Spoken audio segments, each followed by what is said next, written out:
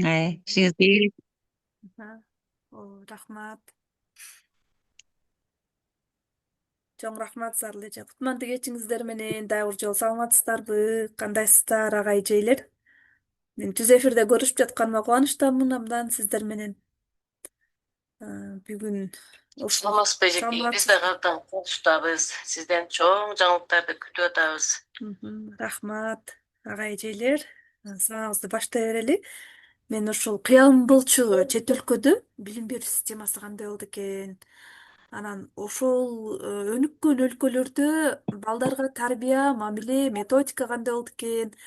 Анан ошолордун жакшы жактарын алып, анан менин өзүмдүн сабактарымда мугалимдерге айтып бөлүшсөм деп кыялданчумун да. Анан Аллах жараткан баарыбыздын кыялдарыбызды орундатат экен. Анан ошол Италия, Швейцария өлкөлөрүнө ошо билим берүү туру менен барып келдик. Кыргызстандан 10 мугалим бардык. Алардын көбү эле Бишкекте экен. Алардын жеке билим берүү мектептери бар экен да алардын көбүнүн. Ошол университетте иштегендер да барышты. Италияда, анан Швейцарияда болдук. Бул мага таасир берген эң биринчи кезектеги адамдардагы мамиле таасир болду мага абдан. Анан азыр кимдин микрофону ашыкча үн чыгып атат, миттенби, каяктан үн чыгып атат? Мешать этип атат да бизге. Так. Митте Гүлсүнай эженики өчүрдү Мен азыр. өчүрдүм, Методика мындай экен да, мага эң жакканы эркиндиктин берилгендиги мугалимдерге дагы окуучуларга дагы. Белгилүү бир стандарт программа бар, аларда дагы биздикиндейчи. Швейцарияда да ошондой экен. Анан ошол стандартка жетиш үчүн мугалимдин эркин ошол аудитория балдарга кандай деңгээлде алып барат билет да, ошол өзүнүн балдарын натыйжага алып барыш үчүн эркин ишмердүүлүк алып барат экен. Мугалимдер өзүнүн каалагандай планын түзүп алышат. Порочный планды, албетте календарный планды дагы. Өзгөчө Швейцарияда ошондой экен да. Өзүнүн ылайыктап ошол стандарт окуу программасына ылайыктап календардык пландын тематикасын иштеп чыгат экен балдарына ылайыктап. Анан эң негизги адамдардын мамилеси өтө чоң таасир калтырды. Адамга болгон жогорку сый урмат абдан жакшы экен. Бизде совет мезгилинен калыптанып калган авторитардык мамиле бар эмеспи? Мындай одоно мамиле кылып бири-бирибизге, балдарга дагы опузалап мамиле кылуу деген аларда андай жок экен. Биз көбүнчө башталгыч мектептерди кыдырдык. Башталгыч мектептердин 3-4 мектепти, анан Италияда Монтессори мектебин кыдырдык. Жана бала бакчаны көрдүк. Анан Швейцарияда дагы башталгыч билим берүү мектебин көрдүк. Ошол жерде балдарга болгон мамилени абдан мени кубандырды.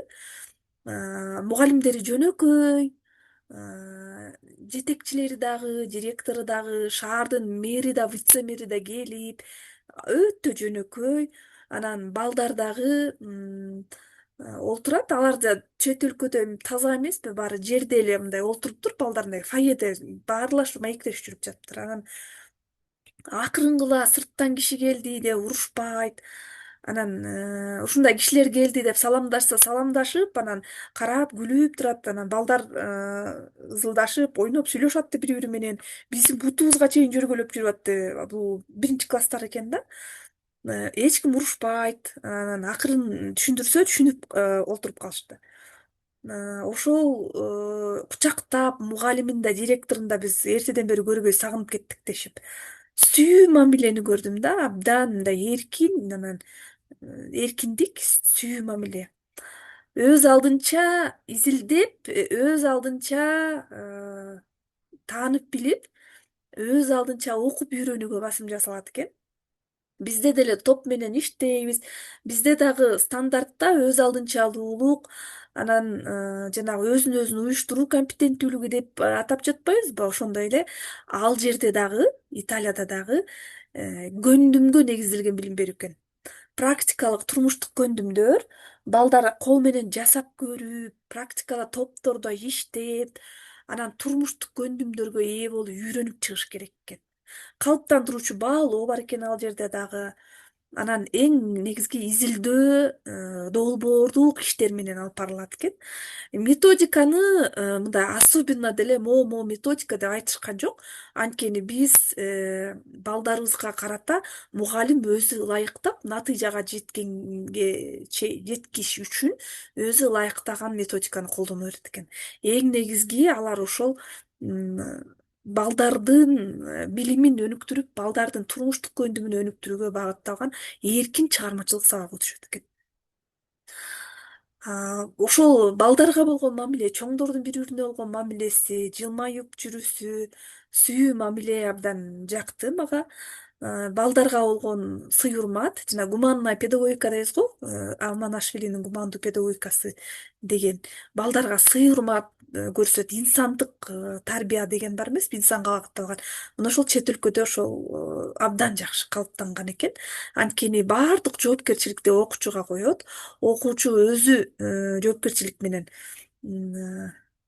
окуйт. Эгерде жетишпей калса, кийинки класска кала берет да, негизи бардык чет өлкөдө жоопкерчиликти өзүнө коет. Анан чыгармачылык менен иш алып баргандыгы, топтордо иш жүргүзгөндүгү, балдарга мамилеси абдан жакшы, анан эркиндиги. Мугалимдердин биздин эми кийинүү стилибиз, дресс-код, окуучулардын дресс-коддору бар эмеспи? Окуучулардын форма, школьная формабыз бар. Ал жерде каалагандай эркин кийинип жүрүшөт экен, мугалимдер деле көбүнчө мындай эми тиешелүү кийинишет, өтө эмес шым, кофта ушундай кийинип жүрүшөт. Атайлап деле форма кийбейт экен. Эркин формат экен да ушунчалык. Анан мындай албетте ал жердин жанагы материалдык техникалык база жакшы. Ал өнүккөн өлкө эмеспи? Мен аны салыштырбайм. Бизде деле бара калыптанып келе жатат. Материалдык техникалык база, мебелдери, окуу куралдары баардыгы жакшы.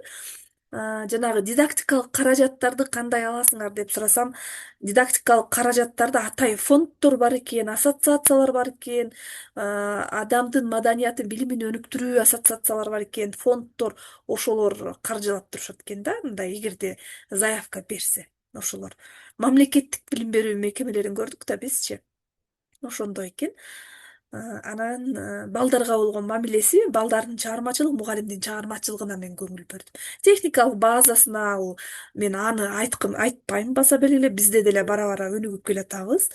Интерактивдүү доска бизде деле бар. Ошол парта, жаңы мебель, жаңы мектептер курулуп келе жатат. Алдыңкы дагы 10 жыл болобу, 20 жыл болобу өнүккөн мамлекеттердин катарына киребиз, буюрса бирок биз адам ресурсу, инсанга болгон мамиле, анан маданият, жогорку мындай сапаттуу билим алганга басым жасоо боюнча ошого көңүл бөлдүм. Ошону айткым келет сиздерге.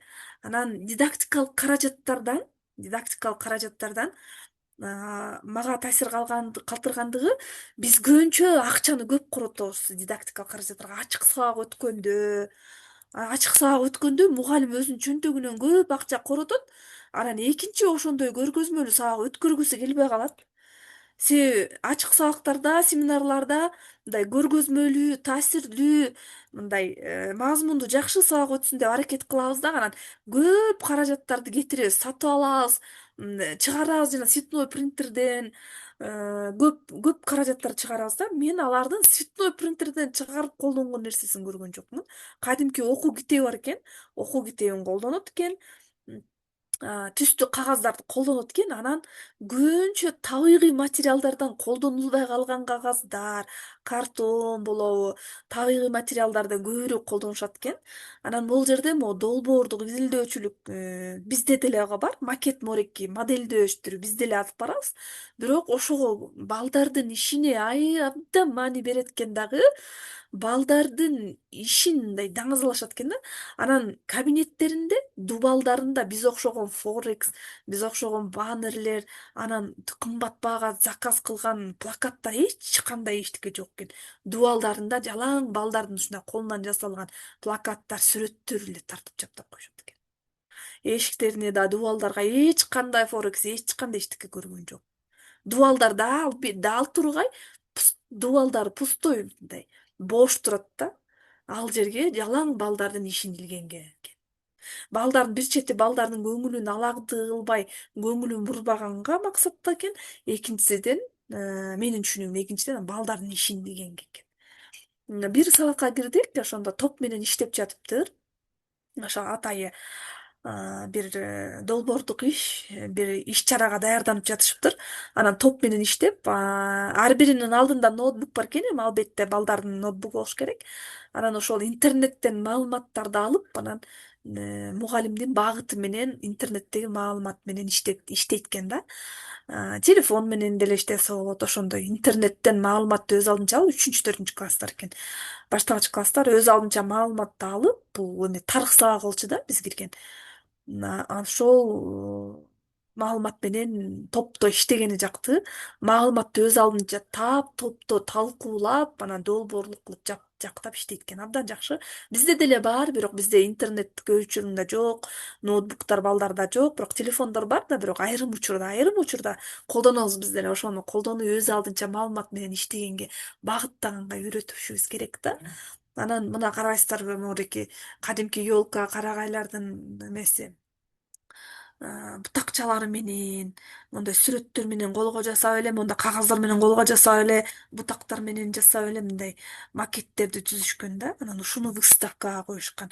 Бизде мындан да сонун нерселер жасайт да алар. Анан мындай ушу выставкага, мындай галереяга балдардын иши деп даңазалап көрсөтүп атай коет экен да. Мынакей карасаңыздар, бул балдардын жасаган иштерин тартып алдым. Мен ушуга көңүл бөлдүм. Дидактикалык каражаттарга, анан балдарга болгон мамилеге көңүл бөлдүм да. Мынакей жөнөкөй эле кагаздар, эч кандай буга эч лишний каражат кеткен жок. Анан бул балдардын колунан жасалган нерсе бала үчүн өтө чоң маанилүү, баалуу, балдарды өнүктүрөт. Анан мыктысың, сен колуңан келет деп, мына биздин балдар мыкты дегенсип, балдардын ишин мындай көргөзмөгө коет экен. Эшигинде дагы, дубалында дагы жалаң балдардын колунан жасалган иштерди көрдүм да. Анан мынакей могу жалбырак түстөрдү карасаңыздар, мындай түстөрдү айырмалап, могу өзгөчө могу эмелер, сүрөттөрү жакты. Көңүл бөлгөн пазлдары, мозаика сыяктуу иштери жакшы экен. Мына карабайсыздар, мондай жалбырактарды биздин деле балдар жасайт да. Монум жалбырак тоорчак менен сонундарды жасайсыздар да. Бирок ошону атайлап көрсөтүп, баарына даңазалап, мына биздин балдардын иши дебейбиз го, көңүл бөлбөйбүз. Мына ушинтип, мына мореки полкаларга илип койгон. Анан могул жерде карточкалар экен, мына мугалимдин столу болур. Мугалимдин столундагы турган карточкалар, анан могу прищепка бар го, кыпчыткыч жыгач прищепкалар менен ошо карточкаларды койгон. Ушу прищепкаларды да колдонушат буларчы. Негизи каражат катары. Мына ушинтип карточкалар коюп коет. Мына ушундай эле жөнөкөй эле, өтө кымбат эмес, жөнөкөй эле ушундай дидактикалык каражаттар колдонулат экен. Мына бул дагы мына кагаздардан жасалган. Мынакей ушул балдардын кардон кагаздардан жасалган. Мына ушундай. Бул макет долбоордук иш жасашыптыр. Ушул балдардын анан жактап берген экен ушулар. Эми бул баланын портфолиосу, ар бир баланын портфолиосу бар экен. Мен атай тартып алдым окуучунукун. Балдардын өз алдынча изилдеп, маалымат алып, изденүүсү ар бирибизнин сабактан портфолиолору бар экен. Мынакей карасаңыздар, карточкалар, ушул жерден бүт маалымат алат, эми өз алдынча. Эми мындай карточка, мындай портфолиого биздин алыбыз келбесе дагы, балдардын өзүнө изилдөөчү, өз алдынча чыгармачылык портфолиосуна ата энеси менен сүйлөшүп, балдарды өнүктүрүүчү портфолиону мындай жөнөкөй, арзан уюштуруп койсок болот. Класста алып барган иштерин портфолиого биз бала бакчада ушинтип үйрөтпөдүкпү, Наристе программасында портфолио болсун депчи. Ошондой эле башталгыч класста мына ушундай портфолиосу бар экен. Муну дагы мен бала бакчасынан тартып алдым эле. Мына ушул тамгаларды кооздоп, ушундай түстүү кагаздар менен ушундай чаптап, гүлдөрдү чаптап, анан балдардын тез жаттап, эсине калтыргандай кылып, өзгөчөлөп тамганын ушундай элементтерин пайдаланышат экен. Анан бул дагы ушул башталгыч класстар болчу. Бала бакчада мен тартып алган бул бала бакча экен. Анан карасаңыздар, ушуларга көңүл бөлдүм да. Мореки жаныбарлар үстүнө боешот. Анан мореки айлана мындай түстөрдү кызыл боеп, сары боеп, жашыл боеп өзгөчө айланалар менен ошо бакка ушуларды тартып анан түстөрү менен анан тегеректерди чийип өнүгөткөн да. Моореки мындай балдарды өнүктүрүүгө колдонулган дидактикалык каражаттардын өзгөчөлүгү да булчу. Мына карасаңыздар, бизде бир типтүү эмес, мындай ушундай чыгармачылык менен түзүлгөн экен да, карасаңыздар, ушул жалбырактарды чаптап, анан ушул жаныбарлардын сүрөтүн боеп, анан ушул жалбырак даракты чыгармачылык менен толтурду, бирок ушу түстөр менен боелду да. Мына ушундай илип коюп, прищепка менен кычытып койгон көрдүңүздөр, балдардын иши дагы азаланат. Бул жерде да ушу класстын оформлениясы ушул экен да. Класста ушундай могу жөн эле кагаздар, могу жөн эле момундай кагаз бизде деле бар да, ошондой кагаздарды түстү боеп, краскага салып, боеп, анан ушундай кылып жасап, классын ушинтип эле оформить этип койгон да. Биз окшоп форекс, анан баннер, анан портрет тагып отурбай эле, ушинтип эле могу класстын дубалы ушундай турат. Мына карасаңыздар, ушул мынакей ушундай жасалгалат экен. Бул жерде балдардын сүрөтүн деле карабайсыздарбы? Мындай эле жөн эле колго эле тартып эле анан муну немесин сүрөтүн кесип эле мынтип эле чаптап койгон. Бул атайы муниципалдык уюм дептир итальян тилинде. Бул менин түшүнүмдө мектеп парламент экен да, менин түшүнүмдө. Бизде деле мектеп парламенттер бар го. Ошондой сыяктуу ошолор балдардын окуучуларын сүрөткөн начальная школа, баштагыч класс. Анан биз деген ардак такта же ушундай балдардын сүрөтүн чапташ үчүн өтө чоң мындай каражат кетиребиз го, карабайсыздарбы? Жөн эле мондай радуга кылып салыштырып балдарды толкун менен чыгармачылык менен колго жөн эле краскалар менен тартып туруп эле анан жөн эле балдардын сүрөтүн фамилиясын мына ушундай илинип турат. Бул жерде биз бир мектепте инклюзивдүү балдар да бар экен. Мындай мүмкүнчө атай окутуп балдар менен иштөөдө дагы ошол мугалимдин могу атай класстан тышкаркы иштер алып барылат экен. Бизде совет мезгилинде атай труд, анан атай внеклассная работа, продленка дегендер болчу. Анан биз совет мезгилинде биз бала кезибизде эстеп атам, биз болсо жана столовойго барып атай кружокто печенье жасачубыз, анан жанагы эмгек сабагы болчу, балдар жанагы жыгачтан жасачу, кыздар тикчү, ушундай эмес. Совет мезгилинин системасы абдан мыкты эмес беле? Только менин көз карашымда авторитардык адамга болгон мамиле, анан мындай окутуу методикасы эскирип калган, азыр колдонойм десеңчи, анан адамга болгон мамиле башкача болчу совет мезгилинде, бирок система мыкты болчу да. Ошол совет мезгилиндеги системаны окуткан принципти мен ушу чет өлкөдөн көрдүм да.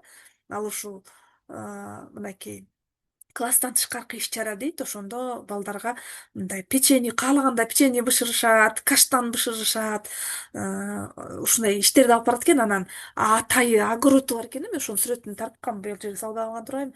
Кичинекей бакчасы бар экен.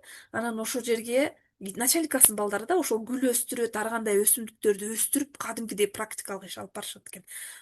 График менен ошол жерди тазалап, тырнап, төгүп, чөбүн отоп, өстүрүп ошону иштеткен, кадимкидей иштетет экен да. Анан ошол жерде агай болчу, анан ошол жерде балдар менен иштегенде мына мондай 7, 9, 5 деген цифралар турбайбы, ушул үйрөнүп алсак болчу да экен, ушул жакшы экен. Анан могу жака жип байлап коет экен, кадимкидей эле тактайга мыктарды урасыз да, 6, 7, 8, 9, 10 деп цифраны жазасыздар, анан жип байлап туруп, анан кана эми бирди тапчы, бирден экиге алып бар десе, жипти чоюп келип 2ге, 5ге, 6га мынтип ороп, анан үйрөнөт экен да сандарды. Мына ушул башталгыч класстык, анан инклюзивдик билим берүүгө да ушуну колдонот экен. Мүмкүнчүлүгү чектелген балдарга дагычы. Анан бул жерде жанагы инклюзивдик билим берүү боюнча да курстун да мугалимдер кирдиңиздер болуш керек. Анан ошол атай окутуу муктаждыгы бар балдар, инклюзивдик балдарды кадимки мектепке кошобуз да, алар да кошуп, анан аларды жалаң эмгектенүү, практика, физикалык жактан кыймыл аракет аркылуу гана өнүктүрөбүз деп ошого басым жасашат экен. Көбүрөөк кыймыл аракет, көбүрөөк майда моторикасы, көбүрөөк кыймыл жасаганда анан калыптанат деп айтылат экен да. Айтышат экен да, анан ошондо жанагы гүл өстүрүп жатканда, огород иштетип жатканда мындай эмгек иш, физикалык иш, эмгектенип жатканда ошого көбүрөөк балдарды ошого иштетет экен да. Ошондо кыймыл мындай болгондо балдар өнүгөт деп анан мындай кыймыл аппараттар иштегенде, колу буту иштеп эмгектенгенде анан коомго калыптанат, кошулат, анан акыл эси калыптанат деп ошого таянат экен да. Эмгекке тарбиялагандыгы жакты. Бизде совет мезгилинде анын баары бар эмес беле биздечи. Ошол эмгекке тарбиялашат экен. Анан жөнөкөй эле каражаттар менен карабыз, жөнөкөй эле могу тактайда, жөнөкөй эле тактайга мыкты уруп туруп эле сандарды маркер менен жазып туруп эле, жипти байлап туруп эле анан 6дан 7ге жиберебиз, 1ден 2ге ушинтип эле монтип сандарды үйрөтөт. Ушундай каражаттардын жөнөкөйлүгү жакты. Сингапурда да ошондой өткөндө Улан агайдын сабагында дагы көрсөтүп берди. Сингапурда да бала бакчада да өтө мындай каражатты көп коротпойт, жөнөкөй эле картондон кагаздардан эле жасайт экен деп айтты эле. Мен ушуну дагы көрдүм. Бул жерде пазлдар, ушул жерде каармандар, сөздөр, түстөр менен могу пазлдарды жасалыптыр. Анан бул жерде мозаика сыяктуу пазлдар экен да. Карасаңыз ушулардын өзгөчөлүгү жакты мага. Мондай жаныбарларды пазл кылып, могу чаптап жоготуп, бул коллаж деп айтты да, коллаж сыяктуу. Анан бир жаныбарлар түзөт да, бирок ошол жаныбарларга ошо түстөрдү ылайыктап келтириш үчүн түстү айырмалап билишет. Бул жерде мына балдардын колунан жасалган иштер жалаң дубалга чапталып турат, көрдүңүздөрбү? Мына ушул жерде бул эшик, дубал деген аттар менен мынакей бул жерге чаптап балдардын иши могу. Анан мынакей балдардын колунан жасалган иштерди ушинтип дубалга илип коюшкан. Балдардын чыгармачылыгы абдан бааланат экен. Мынакей бул жерде да динозаврикти жасасаңыз, пазл, коллаж форматында башкача көрдүңүздөрбү, дидактикалык каражаттардын багыты башкача. Албетте, бизде да ушундай инструкциясы болуп, бизге момундай болсо, биз деле колдонсок болот. Негизичи бизде мындай инструкция дагы мындай нерселер жок да. Анан биз менен барган башталгыч класстын окутуу багытындагы жеке менчик билим берүү мектептеринин директорлору барды да. Анан биз мындай багыттагы иштерди эбак эле алып барабыз деп атат да. Алар эми изденип, атайын дидактикалык каражаттарды сатып алып, анан балдарга индивидуальный жекече иштеп, балдарды өнүктүрүүчү көп дидактикалык каражаттарды колдонуп, эми ал частный мектеп да албетте. Биз мамлекеттик мектептерде кичине айырмаланабыз, ошондуктан бул өнүккөн мамлекеттик мектептериндеги дидактикалык каражаттардын өзгөчөлүгүн байкадым. Мына балдардын иши, колуна тарткан сүрөттөрү, мына мунун баарын биздин балдар мындан сонун кылып тартат. Анан ошол сүрөттөрүн илип эле, мактанып эле, балдардын ишин мактай берсек эле балдардын өсөт да. Ошого көңүл бөлсөк деп ойлодум. Мен деген алардын материалдык техникалык базасы же методикасы мындай экен деп айткым келбейт. Мен ошолорду балдарга болгон мамиле, балдардын чыгармачылыгын баркытап көтөрүү, ушул жагын алсак деп ойлойм да. Карасаңыздар, эми мындай сүрөт тартуу, дидактикалык материалдарды колдоонун көп укмуш түрлөрүн билесиздер, колдоносуздар. Бирок балдардын ишин чын эле ушул дубалдарга илип, балдардын ишин даңазалап мактасак, чын эле балдар өнүгөт. Мына ушинтип илиткен бүт бардыгы. Бул изилдөө иштери. Бизде окуу керемет долбоору менен изилдөө ишин жакшы алып барганбыз. Анан азыр деле инновациялык педагогикалык каражаттардын негизи азыр 12 жылдык билим берүүдө жана биздин жаңы стандартыбызда белгиленген эң негизги методикалар ошо дүйнө жүзү боюнча изилдөөчүлүк технология маанилүү. Бул жерде да изилдөө иштери абдан жакшы жүрөт экен. Мына карасаңыздар, ушундай банкаларга салып балдар өзүлөрүнүн иштерин, мына ушундай изилдөө иштерин жүргүзөт экен. Мына бул ошол шаардын макетин түзгөн, мына ушундай пазл форматында, ушундай мозаика кылып же коллаж кылып ушундай түзгөндөрү абдан жакты мага. Мына мисалы үчүн даракты берди, ошол даракты кооздош керек, чыгармачылыгы менен өздөрү кооздоп чыгат да. Анан сөзсүз дубалга илишет экен. Бул жыгач тактай экен да. Бул жерге ошол бул жерде мынакей простой карандаш менен тартылган. Анан балдар муну краска менен бойойт да, ошол эмелерди. Жер жемиштерди боеп, жер жемиштерди чыгарат. бул жылып турат экен тактай, ушундай нерсеси бар экен. Эми албетте муну ии деп карап көрүп коелу эми муну. Бирок муну кагазга жасап алып деле жасасак болчу да экен, плакатка тартып коюп анан топ менен иштегенде. Эми Швейцарияда мен башталгыч мектепке кирдик. Анан бул жерде дагы балдарга болгон мамиле өтө мындай маани берет экен. Бул жерде мигранттар көп дейт Швейцарияда. Италиядан келген, башка өлкөлөрдөн келген мигрант балдар бар экен. Анан ар бир баланын инсандыгына басым жасалат, ар бир балага өзгөчө көңүл бөлүнөт экен. Анан могу эшиктин сырты, мисалы үчүн могу 5 деген 5 кабинет, могу 1 деген 7 деген 7 кабинет да. Анан ушул жерде могу сүрөттөр турбайбы? Ушу ар бир окуган баланын сүрөттөрү могу. Карайсыздарбы, мындай Бэтмен, аны муну мультфильмдин каармандары, бирок баштарына балдардын сүрөттөрүн чаптаган. Мындай носкилерге да мындай балдардын сүрөттөрү, мындай эшикте мындай ушундай балдар окуйт. Баланын дүйнөсү да. Биз ушундай мектепте, биз бул класста ушул балдар окуйбуз деп балдардын сүрөттөрүн чаптап койгон.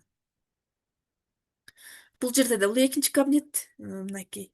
Ар кандай жасалган да, булар чымчыктарды жасаптыр. Анан бул ошо балдардын сүрөттөрүн чаптаган да. Биз ушул кабинетте ушундай балдар окуйт деп, анан ар бир бала өзүнүн сүрөтүн көрүп, кабинетти ачаарда кубанып, сүйүнүп турат. Мындай балдарды чөйрөгө кошуп, адаптациялап, өзүн эркин, маанилүү адам катары сезсин деп ушундай мамиле кылышат экен да.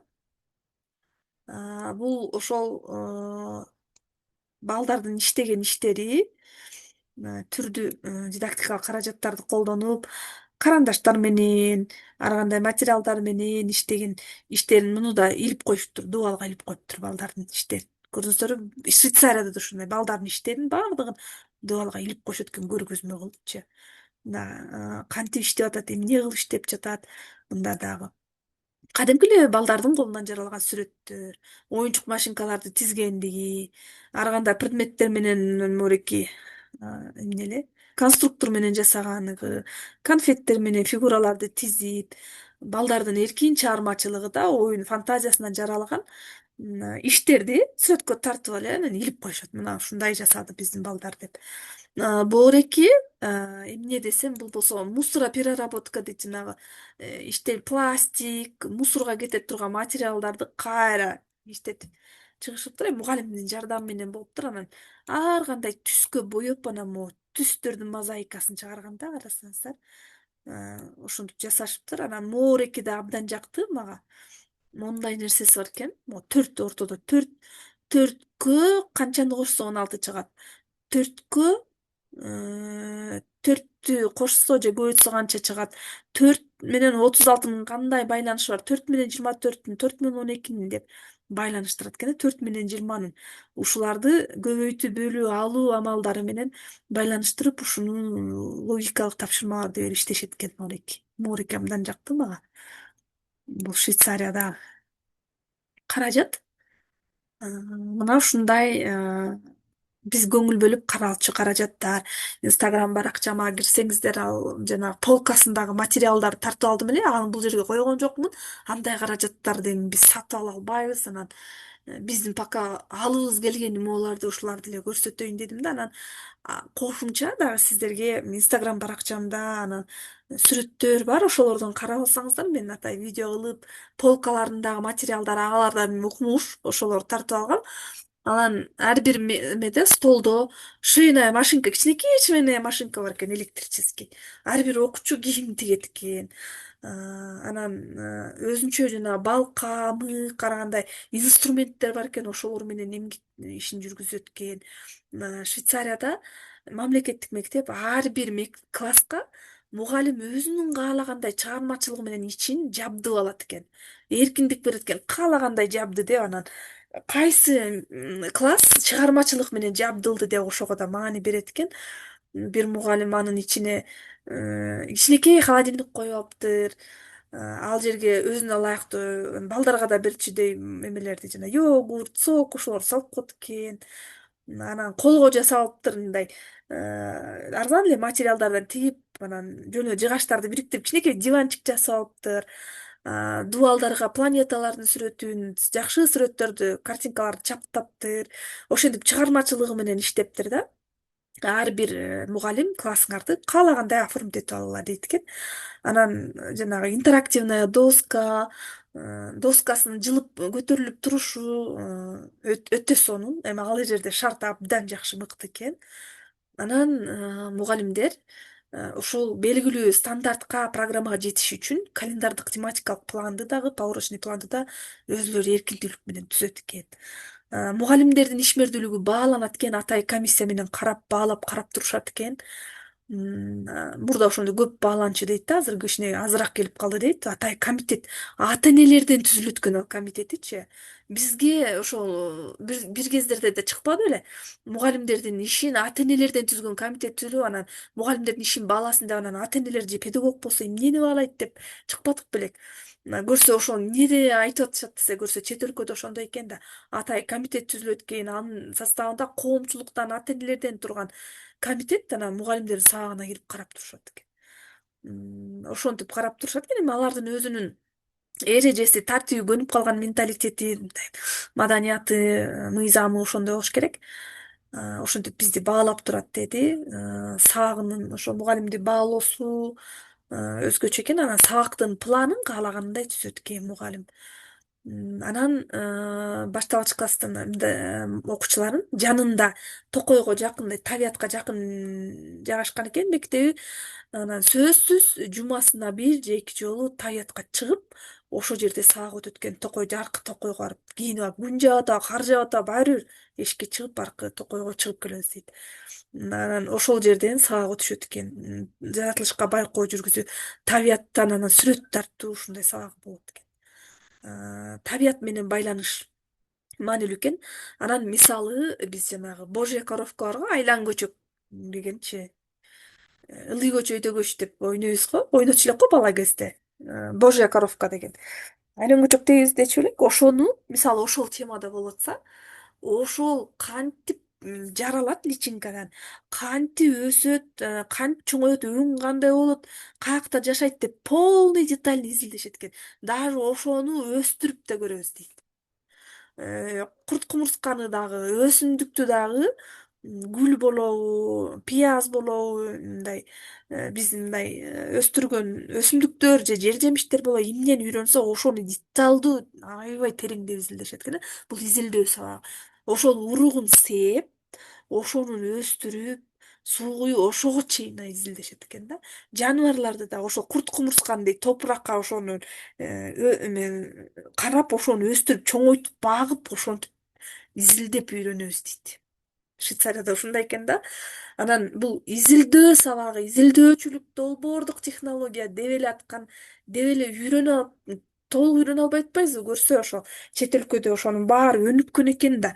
Бир теманы аябай деталдуу тереңдеп изилдеп өздөштүрүшөт экен.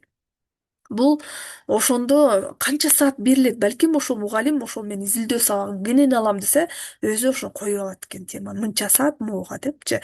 Мугалимдин эркин календардык тематикалык планды коюп алгандыгы жакты. Бизде азыр бала бакчада ошондой киргизилди. Жаңы программа 1 жаштан 6 жашка чейинки балдарды өнүктүрүү программасы иштелип чыкты. Анан мурда балалык эмес беле? Анан ошол календардык тематикалык планды өзүнүн чөйрөсүнө, регионуна ылайыктап, ошол белгилүү бир стандарт программа мындай темалардын алкагында мугалим өзү иштеп, тарбиячы өзү иштеп чыкканга болот да, ушундай эркиндүүлүк берилди бала бакча тарбиячыларына. Мугалим, тарбиячылар абдан кубанып жатышат. Кааласа балалык программасында темасынын айрымдарын алат, кааласа өзүнүн темасын коюп коет да. Саатын дагы темасын да өзү иштеп чыгат. Азыркы тартип боюнча бала бакчада ушундай болуп калды. Чет өлкөдө башталгыч мектепте ушундай экен. Мугалим өзүнүн эрки менен, чыгармачылыгы менен тематикалык план иштеп чыгат экен. Саатын да бөлүштүрөт экен. Изилдөөгө терең көбүрөөк саат бөлсөк болот. Себеби стандартка жетиш үчүн. Көндүмгө негизделген билим берүү болуп жатпайбы? Аларда дагычы, бизде да ушундай турмуштук көндүмгө негизделиш үчүн ошол өсүмдүктү бүтүндөй, мисалы үчүн гүлдү толук деталдуу, ал гүл кантип урук сепкенден баштап, кантип өсөт, кай жерде өсөт, кандай түрлөрү бар экенин толук билип, даже аны өстүрүп көргөнгө тарбиялаш, сабак берип, билим берип тарбиялаш керек болуп жатса, биздин максат ошону пока балдар ошону өстүрүп үйрөнмөйүн ошонун баарын детальдуу сабак өтөт экен да. Биз бул деген гүл, бул маданий жана жапайы өсүмдүктөр, анан гүлдүн мындай түрү бар деп эле коюп атпайбызбы? Аларда ошол жанагы кантип өсөт, кандай түрлөрү бар деген изилдөө үчүн алар ошо уругун сээп, анан суу куюп, аны температурада эшикке чыгарып кайра комнатага киргизип, ошентип изилдеп анан үйрөнөт. Мына ошондо көндүмгө негизделген билим берүү деп анан жана компетенциясы калыптанат экен да. Мына ошол компетенцияга негизделген билим берүү деген дагы кайдан чыкты десе, ошо чет өлкөдөгү кыдырып келген эл аралык тажрыйбалардан улам анан биздин эксперттер ошол биздин стандартка киргизилиптир көрсө. Ошол бала турмуштук көндүмгө ээ болуш керек, практика көбүрөөк болуш керек, өз алдынча болуш керек, жоопкерчилик болуш керек, мугалим багыттап эле туруш керек деп калбадыкпы? Мурда андай эмес болчу да, салттуу окутуудачы, анан чет өлкөдө жалаң ушундай экен. Компетенцияга негизделген билим берүү экен. Турмуштук көндүм бала өзү жасап, өзү деталдуу изилдеп үйрөнгөндө анан турмуштук көндүм өнүгөт да, өзү кол менен жасаган. Ар бир аракет кылып жасаган нерсеси анан монтип илинет экен. Илип коет экен сүрөттөр. Бул Швейцариядагы тажрыйба болду. Балдарга жасаган мамиле. Биз барсак каникул экен, алар августтун канчасында деди, 15-инде баштап эле окуп башташат экен. Биз барсак каникулда экен, кабинеттерин баарын көрүп чыктык. Мен деген кабинеттер Инстаграм баракчаман көрсөңүздөр, ошонун баардыгы Инстаграмга киргиздим. Азыр эми моундай экен деп мунун баарын көрсөткөндүн кажети жок. Биз могул жерден эле биз ала турган нерсебизди алышыбыз керек да. Эми сиздерде кандай идея пайда болду, эмне деген ойлоруңуздар бар? Анан мен берки 12 жылдыкта биздин методикаларында бир аз токтоло кетейин, эмнеге көңүл бөлүшүбүз керек? Сиздерде кандай пикирлер, ойлор пайда болду? Мен биз ала турган нерсени эле ушуга көңүл бөлүшүбүз керек экен дегенин эле көрсөттүм. Алардын кабинети, алардын шкафы, алардын китеби жасалгасы, жанагындай оборудованиясы, анан колдонгон дидактикалык каражаттар Швейцарияда да, Италияда да окумуш да, сонун нерселер бар, аларды көрсөткөн жокмун. Аларды эми бара ошого жетишебиз. Ушундай багытта барышыбыз керек экен деп биз ала турган нерселерди көрсөттүм. Кандай ойлор бар, эмне деген суроолор бар, кандай суроолоруңуздар бар? Нургүл делесине, Нургүлжей. Эң жакшы байсалдуу сабак болуптур. Ушунчалык сонун нерселерди айтып бердиңиз. Рахмат сизге. Анан мени кызыктырганы эки нерсе болду. Бизге бул жаңы келген Мореке 12 жылдыкка келип аткан китептердин баардыгы ушуга ылайыкталып, ошонун негизинде түзүлүптүр деп түшүндүм. Экинчиси, сизге суроом, ушул жерде окуу чөйрөсү, класстагы окутуу чөйрөсү кандай экен? Балдар доскада иштейт бекен, жазат бекен? Ошол кандай экен? Ошону байкадыңызбы? Ошону Топтук балдардын топтордо иштөөсү, парталар кандай коюлуптур? Ошого кичине көңүл бурдуңузбу? Ооба, көңүл бөлдүм. Көбүнчө топтордо иштешет экен, анан мындай кээде экиден деле отурган парталарды да көрдүм. Анан көбүнчөсүн топто мындай жылдырып турушат экен. Кээде экиден деле отургузат экен. Анан топ жылдырылып турат экен да, ошо ыңгайлуу. Топ менен да иштешет экен. Биздикиндей эле экен да. Анан ошо бирок көбүнчө топ менен иштешет экен. Жазат бекен, доскага боор колдонуп кадимкидей жазат бекен? Ооба, маркер менен доскага жазышат экен. Анан рабочий тетрадь, жумушчу дептерлери бар экен, булар жумушчу дептерге көбүнчө жазат экен. Доска турат, доскада маркерлер турат. Мындай биздикиндей жыгач такта, анан мындай борду көргөн жокмун да. Маркер, досканы көбүнчө жанагы эмеге, жазуу дептерине көбүрөөк иштешет экен. Эң сонун. Эң сонун. Швейцарияда да турат, доскасы бир укмуш, доска турат, жыгач доскасы. Алар жылып көтөрүлүп турат экен да. Доскасы бар, бору экен Швейцарияда. Берки мектептеринде да доска борду көрдүм, анан маркер, ушундай маркерный доска ошолорду көрдүм. Жакшы, азыр сиз көрсөткөн сүрөттөрдө жанакы азыркы 1 класста, 12 жылдыктын 1 классындагы математиканы көрүп элестеттим. Жана балдар өздөрү машинаны тизип, жасаган сүрөттөрдү бербедиңизби? ооба. Ошол айткан сонун экен, так эле ошондой экен. Барак китепти ачканда эле биринчи деңгээлдеги тапшырмалар дегенде жалпы окуучулар ошол жерден ошо турмуштук көндүмдөрү менен кородогу малын, машинасын, тоогун ушинтип саноого көнүгөт экен дагы. Ошол жерден эң алдыга чыккан окуучулар экинчи деңгээлге өтөт турбайбы? Ооба. Анан биринчи деңгээлде иштей беришет экен, ал жерден аткара албай калган окуучулар аткара берет экен экинчи деңгээлде. Эң мыкты болуп өздөштүргөндөр үчүнчү деңгээлдеги тапшырмалар, баягы биздин продуктивдүү, репродуктивдүү, креативдүү деген тапшырмаларды ошол жерден аткарат экен да. Ошол анан жана көрсөткөн нерсе, мен азыр сразу китепти элестеттим, сүрөттөрдү көрүп, чындыгында ошондой экен да. Ошол жактан келген бир сонун эме экөө сиздики менен экөө дал келип калды да. Сонун. Абдан сонун болду. Агай ошондой экен да көрсө. Компетенцияга негизделген билим берүү, турмуштук тажрыйба десе аны аягына ийине жеткире албай жатпадык белек. Анан бизге ошо Сингапурдун окуу китептери келгенде деп анан түшүнбөдүкпү. Ошол окуу китептери мына эми ошо сиз айтканда ошонун практикасын көрүп келдим да. Ошондой. Мынакей. Сиз баягы мугалим күн сайын окуп турбаса, мугалимдиктен калат деген сөздү далилдедиңиз да. Эң сонун. Баягы тияктан бир миң укканча бир көргөн артык дегендей көрүп келдиңиз, эми эң сонун болот. Сонун. Ушунчалык багажыңыз, баягы байлыгыңыз билимге толуп келиптир. Мени кубандыңыз, аябай сонун. Чоң рахмат сизге. Рахмат Талайгай, рахмат. Ошол деңгээлдик тапшырма бар экен. Саламатсызбы? Сизге кабыл тутканыңызга ыраазычылык билдирем. Мен дагы жакшы маалыматтарды алып атам. Бирок менде өзүм кыргыз тил адабияты мугалими болгон үчүн мындай соо пайда болуп калды да. Биз чыгармаларды өтүп атканыбызда, мисалы, ардырдай деңгээлге жетиш үчүн кандай кылсак болот, же кандай кылып өтүшөт экен алар үчүн. Ооба. Монтессоринин педагогикасы, ошол сүрөттү чыгып алыптырмын. Монтессоринин педагогикасы боюнча Монтессори мектепке кирдик. Анан алардын Монтессори каражаттары укмуш да сонун. Инстаграм баракчамда бар. Анан биз ошо китеп окуу, аңгеме окуу ачык сабагына кирдик. Бизге атай ошондой мастер-класс көрсөттү. Баштагыч класстын окуучулары, канчанчы класстар болот экен? Бир биринчи, экинчи класстар экен. Анан ошол мындай эмеге биз кирсек эле фойеге тизип коюптур балдардычы.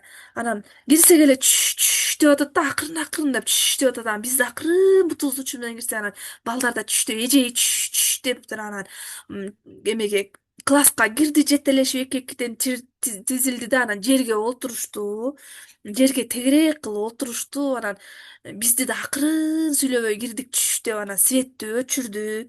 Анан светти өчүрүп туруп, анан ортого мындай эме кара узун материалды салды дагы. Анан эменин свечанын жарыгы менен, мындай кичинекей лампанын жарыгы менен анан мугалим мындай китеп окуп баштады. Ал жердин жаралышы, планеталардын жаралышы жөнүндө жомок экен да. Анан ошону балдарга окуп баштады. Анан илгери ушундай мындай эме мейкиндик жаралыптыр деп, анан жанагы кара эме бул космос экен да, кара материалды узун жайып туруп, анан ошого анан мындай жылтырак бир түстөрдөгү мындай кум сыяктуу кылып себелеп окуган сайын текстте эмне болсо ошону себелеп көрсөтүп атты да. Эми итальян тилинде окуп атты да. Анан ошолорду көрсө мейкиндик, мындай галактикалардын жаралышы деп, анан аягында анан планеталарды тизди. Бул планета Сатурн, Меркурий, анан жер момундай моюка жайгашыптыр деп жайгаштырды да, кадимкидей макетинчи. Анан ушинтип анан эме космос мейкиндигинде мына мондай жылдыздар бар экен, мондай планеталар, жер ушинтип жайгашыптыр деп, анан караңгы светти караңгы кылып алып, анан жомоктогудай образдуу кылып окуп берди да. Анан балдар ай деп, анан өмүр бою эсинде калды. Балдар эмес, биздин эсибизде калды, жер ушинтип жаралган турбайбы деп. Анан ошентип мындай образдуу окуту да. Бул Монтессори педагогикасынын ыкмасы. Вальдорф педагогикасында да ушундай. Анан балдардын эсине кала тургандай чыгармачылык мамиле эсиме калтырды да. Анан светти күйгүздү, анан күйгүзгөндөн кийин балдар кол чаап сүйүнүп анан суроо берди. Эмнени түшүндүңөр, эмнени көрдүңөр, эмнени үйрөндүңөр, аябай жакты, биз түшүндүк деп кубанып калышты. Анан биз рахмат айтып эшикке чыктык. Жери эле кадимкидей отургузуп, анан акырын эме айтып берди да, чыгармачылык менен. Окуган китепти окуганды, тиги образды окутуп, үн кубулжутуп окуганы, жеткиликтүү окуганы дагы, анан светти өчүрүп, караңгылап, терезелерди караңгылап туруп, анан свечанын жарыгы менен, мындай лампанын жарыгы менен, анан жанагындай планеталарды тизип, космос жылдыздарды, аралыктарды тизип, ошондой түстүү кумдарды септи да, жылтырак кылып кумдарды сеп, ушинтип образды көрсөтүп берди. Текстте эмне болсо, ошону жандуу көрсөтүп берди да. Анан светти өчүрүп алып, мугалимдин китеп окуганы аябай кызыктуу болду балдар үчүн. Бул Монтессори мектеби да, булчу. Биз эми ошондой деңгээлде светти өчүрүп караңгылата албасак дагы, ошондой деңгээлде балдарга ушунчалык таасир калтыргандай кылып образды окуп берсек болот. Ал колубуздан келет. Мисалы ошо чымчыктын сайраган, мен Вальдорф педагогикасы боюнча сабак өтөм бала бакчаларгачы. Анан чымчыктын сайраганы, жаныбарлардын үнү, шамалдын үнү кадимкидей телефондончу ютубтан издеп туруп эле, интернеттен алып ошонун үнүн угузасыз да. Бир кезде ушундай бир чымчыктар, мындай куш сайрап атат депчи, тоту куштун үнүн уктук десек, ошо тоту куштун үнүн угузасыз. Жаныбарлар коён, карчкыр, түлкү десеңиз, жаныбарлардын үнүн угузасыз да, мына ушунтип таасирдүү калып эсине кала тургандай кылып окуп берүү. 5-класстан жогору кыргыз адабиятын окутууда дагы ошол образду баланын эсине кала тургандай, ошол чыгармага сүңгүп кире тургандай образды жеткиликтүү кылып окутуу маанилүү. Анан изилдөө, модельдештирүү технологиясын колдонуш керек да. Өтө маанилүү. Жөнөкөй эле ушул колдо бар материалды колдонгондугу мага абдан жакты, таасир калтырды. Негизи бала бакчасында дагы, мектебинде да, чет өлкөдө жанагы мороженыйдын, йогурттун стаканчиктерин деле колдоно беришет, палочкаларын, ошондойлорду колдоно беришет да. Мен STEM сабактарымда зубочистка, жанагындай кебиз, жанагы гречка, ошолорду көп колдоном.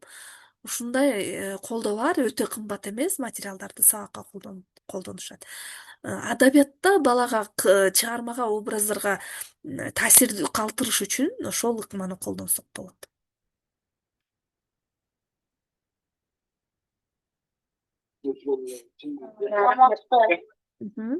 Саламатсызбы көчө.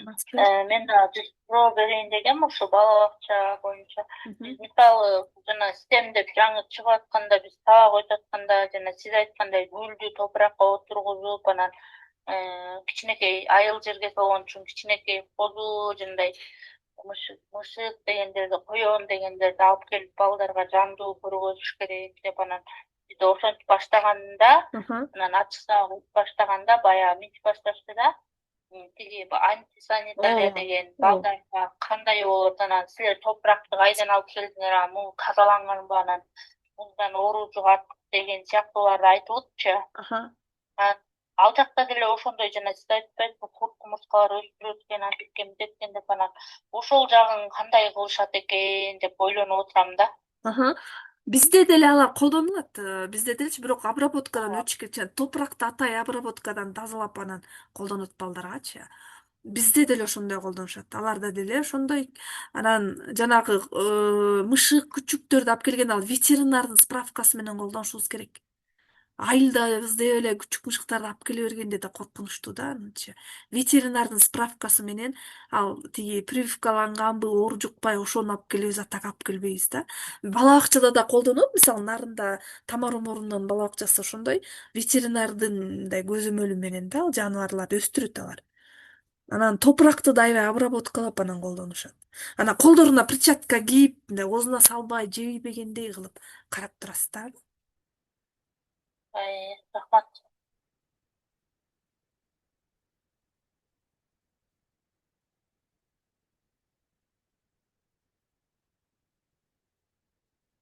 Дагы кандай суроолоруңуздар бар? Дагы бир жолу саламатсызбы? Жолугусун да.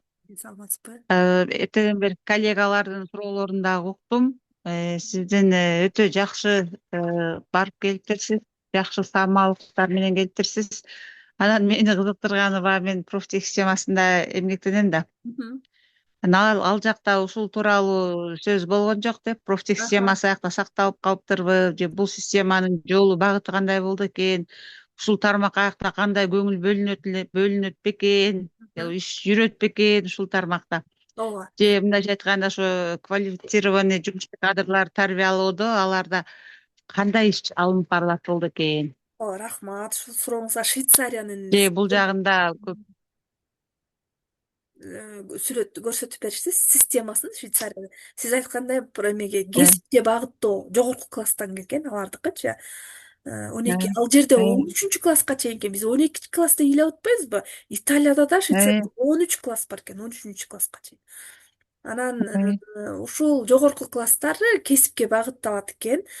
Системасында, Швейцариянын системасында жогорку окуу жайында эме окуп, анан профессор болуш актуалдуу эмес экен. Аз эле кишилер барат. Себеби бизде да ушундай болуп калбадыбы? Себеби орто окуу жайын бүтүп эле анан практика көбүрөөк бааланат экен. Эгерде мен деген сантехникмин, мен слесармын, мен тигүүчүмүн, мен парикмахермин, же болбосо ошондой практикалык кол менен жасалган кесиптин ээсимин десем бааланат экен. Депчи, анткени алар ошондой күнүмдүк ошол ишти алып барып анан акчаны тапканга мындай багыт алышат экен да. Бизде да ошондой болуп калат. Биздин жаштарыбыз жалаң эле жанагы орто окуу жайын бүтүп эле иштейм деп атпайбы?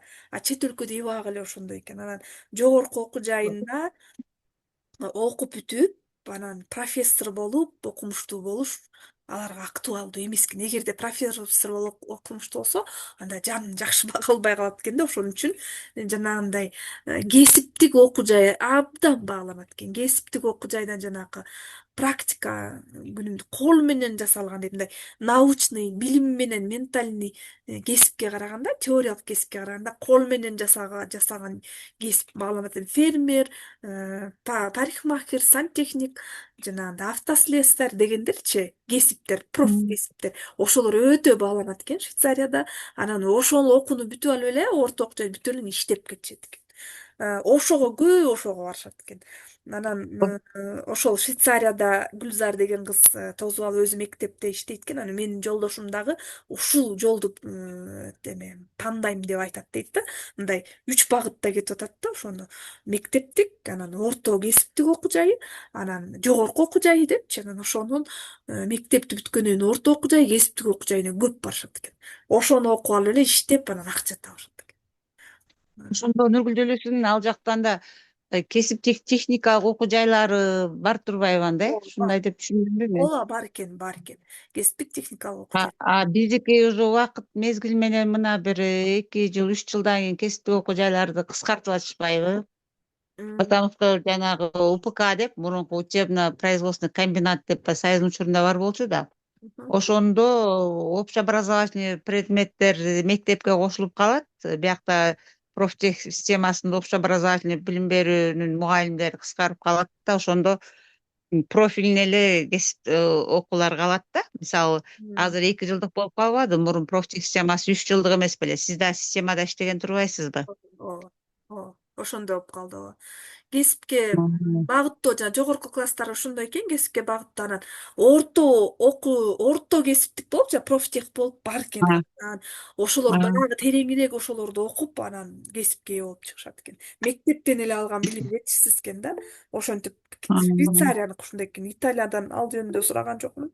Анан ошентип иштеп, ошол абдан актуалдуу экен. Анан жогорку окуу жайында профессорлор, университет профессор көбүнчө чет өлкөдөн келгендер иштешет. Жергиликтүү Швейцариянын жергиликтүү эли мен профессор болом дебейт экен да. Рахмат. Жакшы маалымат бердиңиз, рахмат. Саламатсызбы? Мангечиңиз менен.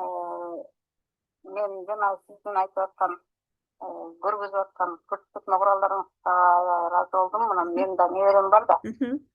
Ошого жанагы сиз айтып аткан тажрыйбалар менен иштешсем деп ойлонуп калдым да. Анан экинчи суроом гуманитардык багыттагы предметтерге кандай каралат экенин билген жоксузбу? Гуманитардык багыттагы биз башталгыч классты эле көрдүк да. Китеп окуусун, адабиятка кызыктыруусу ошол чыгармачылык менен топтордо иштешет экен.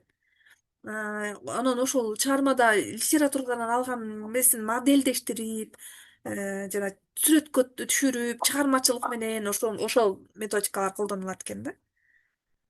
Биз башталгыч класстарды эле көрдүк да көбүнчө. Анан көбүнчө жанагы образдуу балдарга таасир калтыра тургандай бери бар экен. Анан мен история сабагынан, тарых сабагынан бир тест китеп ала келдим да, ошондо да логикага басым жасалат экен. Аларда ойлоп табуучулук, анан көбүнчө туруштук көрдүм. Өзүм историкмин да, ошон үчүн кызыгып сурап атам да. Эмнегедир бизде ошо неме тарых боюнча көмүскөдө калгандай болуп баратабыз да. Анан технологияны алсак, технология да кыскарып атат. Ошол практика жүзүндө иштеле турган иштер да кыскарып кетти. Мисалы 7 класста жок болуп калды технология. Анан бул дагы өкүнүчтүү деп ойлойм да. Бизде көп сааттар бар болчу да технологиядан. Жала турган, анан алардын баардыгы жок болуп кетти. Анан интеграцияланып атат. Азыр 7 класстардагы 12 жылдыкка каратат. Анан ошол боюнча оюңуз кандай? Бул ошол технология интеграцияланып кетпедиби? Ошол ал жерде де кыздар, балдар чогуу иштейт экен, эмгек сабагынчы, технология сабагын. Аларда жакшы шарт түзүлүптүр. Бизде деле ошондой кыздар, балдар чогуу иштейт. Технология сабагы бар. Бул технология сабагы киргизилиши керек бизде. Канча сааттан аз кыскарып атат, бирок бар да технология сабагы. Бул технология эмгекке үйрөтө турган сабак да болуш керек да, менин оюмча. Азыркы стандарт боюнча деле мурдагы эле ойдон калды го сааты. Бирок кыздар менен балдар чогуу окуйт, бирок бизге анчалык шарт. Мурда совет мезгилинде аябай сонун болчу да шартыбызчы. Азыр деле андай шарт болбосо да, бирок ал сабакта маани берилет, көңүл бөлүнөт да. Бирок канчалык деңгээлде өтөт азыр ошол. 5-6 класска эле технология кирет, 7-никин жоюп коюшту.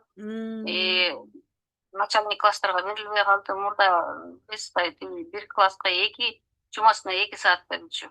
Анан азыр болсо 1 саат берилет да. Мындай эчтеке теорияны гана айтып бере аласың, практика жүзүндө эчтеке жасата албай каласың да. Ал үчүн кошумча кылып өзүң эле иштебесең, азыр көрөкмөдө дагы иримдерге дагы акча төлөнбөйт. Ооба. Аларда башталгыч класстан башталат экен технология сабагы. Ошол аябай жакшы болмок да, бизде ошондой кирсе. Ошондой экен. Мен жакшы нерселерди алдык. Мен жана майда методикаларды бул балдардын аң сезим өсүшүнө аябай таасир берет да. Мен дагы ошондой өзүнүн колу менен жазатып, анан кайра коюп эметкенге кызыгып атам да. Ошондой кылып жасаш керек экен. Мал иштебейт анан. Өзүңдүн үйрөнүүлөрүңө жазышың керек экен да. Бул аябай жакшы экен. Рахмат. Рахмат. Нургүл делесиновна, мен дагы бир вопрос. Ошол жакта инклюзивный обучение, жанагы ден соолугуна мүмкүнчүлүгү чектелген балдардын окуусу, алар жана жалпы эле класста балдар менен чогуу окутулат бекен, же мындай реабилитационный группалар деп бөлүнөт бекен, бөлүнбөйт бекен? Жок, жалпы эле балдар менен кошулат экен. Баягы мектепке аралашып, окуганга эмеси мүмкүнчүлүгү бар балдар жалпы эле окутулат экен. Жана таптакыр баса албаган же болбосо жалпы балдарга кошууга мүмкүн эмес балдар бар да, аларда өзүнчө реабилитационный центрлер бар алардачы. Биздикиндей эле да. Анан инклюзивдик балдар бар экен, аутист балдар, ТЦП балдар, ошондой. Анан биз ошол балдарга көбүрөөк жанагы эмгекке басым жасайбыз дейт, мындай көбүрөөк иштетебиз дейт, мындай физически иштетебиз дейт. Ошо физически иштегенде анан ал балдар өнүгөт деп айтты да. Бизде ошо лицейде инклюзивный, то есть реабилитационный группа бар да, улуттук өнөрчүлүк боюнча 2 жылдан окутуп, ошол балдар менен дагы иш алып барам да. Анан алар биздики лицейдин группалардан тышкары алар именно реабилитационный группа деп, сиз айткандай легкий степени умственно отсталый дети, анан жанагындай дауналар, ушундай неме балдар өзүнчө группада. Демек аларда деле ошондой турбайбы да, кичине обучаемый балдар группа менен чогуу окуйт экен. Анан кийин жана кичине тяжелыйраактары анда отдельный эле реабилитационный немелер болушат турбайбы? Ооба, ошондой. А, Бар экен, инклюзив балдарды көрдүк, байкадык, класста аралагандачы. Балдар менен учурашып кирдик да, анан бар экен арасында. м, Бирок жалпы рахмат класста Нургүл жолдошуна. рахмат. Ай, Коштоп жүрүшөт. а мен жанагы ошо именно жана инклюзивный обучение боюнча иш алып барып жанагы эки дидактикалык материалдарыңызды да көрдүм. Бирок чындыгында бизде дагы алынып барылат, бирок тилердики бойломдо дополнительный материалдар болду да. Рахмат, чын эле жакшы жерге барып келиптирсиз. Жакшы өлкөнүн өзү менен да таанышып, жакшы морекиндей жана агай айтып кеткендей, илимий багажыңызды жакшы алып келиптирсиз. Мындан аркы да ишиңизге ийгилик. Ушундай таасирлөөнү менен келген билимдериңизди сиз да элге жайылта бериңиз. Мындан аркы дагы ишиңиздерге ийгилик каалайм. Чоң рахмат, Зарлече, рахмат. Нургүл жолдошуна, Нургүл эже, Ооба, тамагай. немечи, бул мисалы үчүн дүйнөлүк статистиканы алганда Италияда деген төрөлүүнүн саны аздан ушу мектептеги балдардын саны кандай экен? Класста 20-25 эле бала экен, агай. 21, 20-23 ушундай эле экен. Швейцарияда деле ушундай экен. Жогорку класстар деле ошондой экен, жергиликтүү калктын балдары бекен ошолор? Ошо жергиликтүү калктын балдары экен. Жергиликтүү калк Швейцарияда мигрант бар, аралаш экен да, ушул бар. Бир класста 20-25 эле бала болот дейт. Ар кандай 20дан өйдө экен да, ушундай эле экен. Жогорку класстарында деле ушундай деп айтышты да. Жакшы. Анан университеттерде ошолор бүтүп эле университеттерде окуйт бекен, жогорку жайларда жанда эмес бекен? Каалоосуна, тандоосуна жараша экен. Биз барганда воскресенье болуп калып, Римдеги университетке кирбей калдык. Ал мындай биздин национальный улуттук университет сыяктуу университет экен да, ал жерде дагы окуганда ошо ал жерде жана бальный, модульный, болонский система, студенттер өз алдынча мындай жоопкерчиликти өзү алып бал менен окушат. Анан эгерде окубаган студент кала берет да, кийинки курстаргачы. Анан пока тапшырмайынча балды ошентип жүрүшөт экен да, өз алдынча. Аябай чет өлкөдө окуш өтө чоң талап коюлат экен да. Балдар башталгыч класста көчпөй калуу деген бар бекен, жок бекен? Ошол класстарда, башталгыч класстарда эгерде жетишпей калса, кала берет экен ошондой.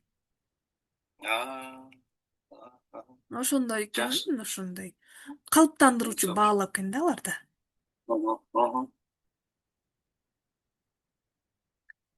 Ата энелери дагы көп мындай, ал жерде эми сиз айткандай бирден экиден балдар да аларда, анан ата энелер да көп көңүл бөлөт экен. Ата энелер дагы мындай кызыктар, шарттар жакшы түзүлгөн да алар. Ата фонддор, ассоциациялар жакшы иштейт экен аларда.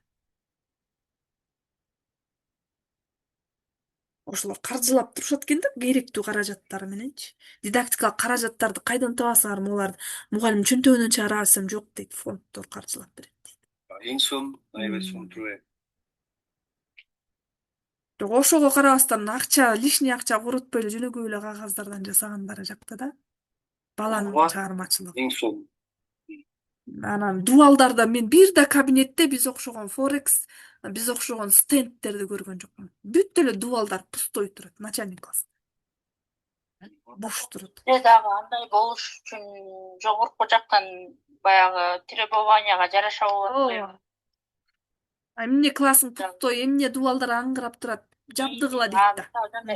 Картон менен жазатсаңыз, эмне капкара деп ушундай сөздөрдү угатпайбыз, ошо требованияга жараша да. Ооба, ошондой. Бирок жанагы күнүмдүк сабакта ашыкча акча коротпоңуздар дегеним. Күнүмдүк сабакта ачык сабакка дайын жок акчаны короткенбизде көрсөчү, ошентпей эле көбүрөөк балдар өзү иштеп чыгармачылык менен иштегенге басым жасаңыздар, сабактан деп келген киши да таң калып, көрсө ушундай иштеш керек турбайбы дегендей таасир калтырышыбыз керек да.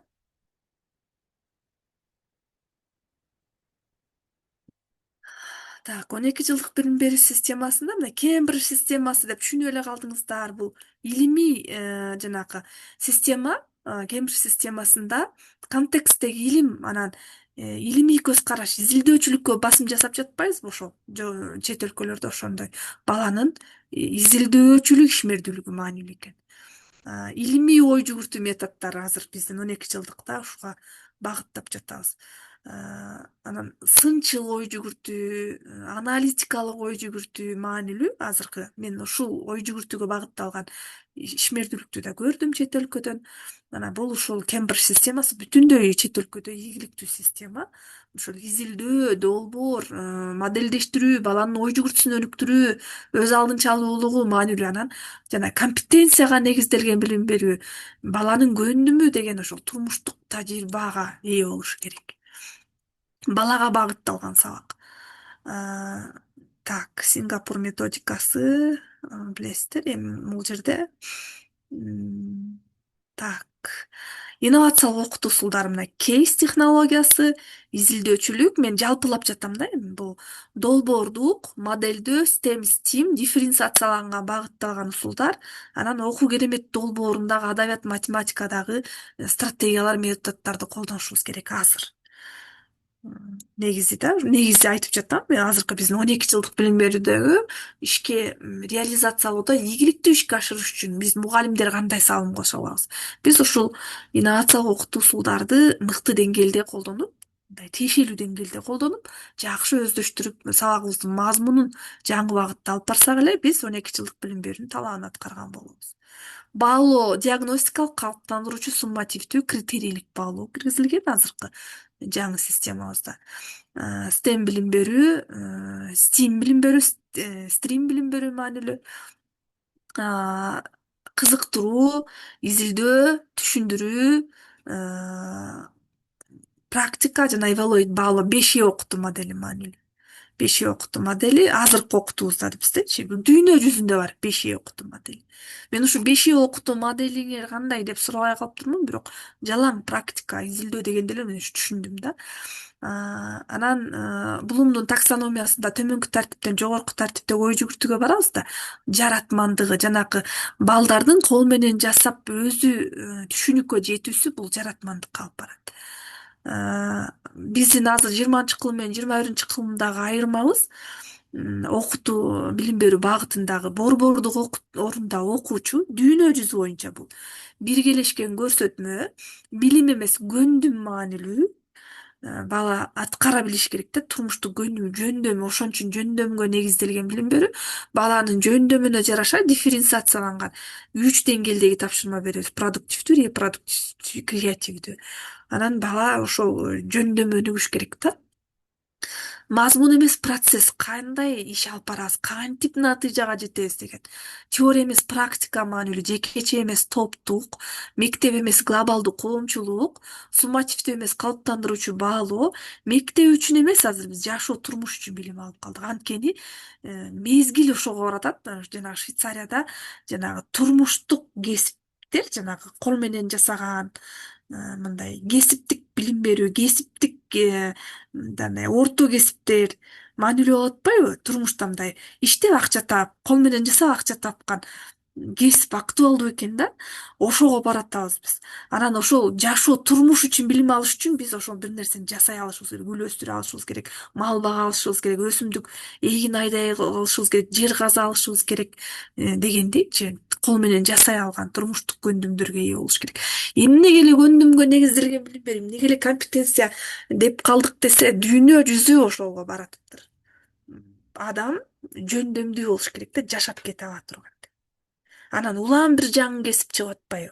Улам бир жаңы жөндөм, адамдын акыл эси өнүгүп атат, технология өсүп атат. Ошону айтиден болуш үчүн дагы, айтишник болуш үчүн дагы ошону жасаш керек да. Ошол көндүмгө ээ болуш керек. Анан эми медицинанын дагы укмуш багыттары өнүгүп атат. Фармацевтикада да өнүгүүлөр болуп атат. Ошолорду аткарып келип жасап кете алыш керек. Ошол көндүмгө негиздеш керек болуп жатат да. Ошон үчүн көндүмгө негизделген билим берүү актуалдуу болуп калган. Калыптандыруучу баалоо, жашоо, турмуш үчүн билим алуу, анан кызматташтык. Атаандаштык эмес, кызматташ. Качан биз кызматташканда анан өнүгүүгө ээ болобуз. Биз азыр мугалимдер бири-бири киригип, мисалы үчүнчү, кызматташсак, бири-бирибиздин тажрыйбабызды алып,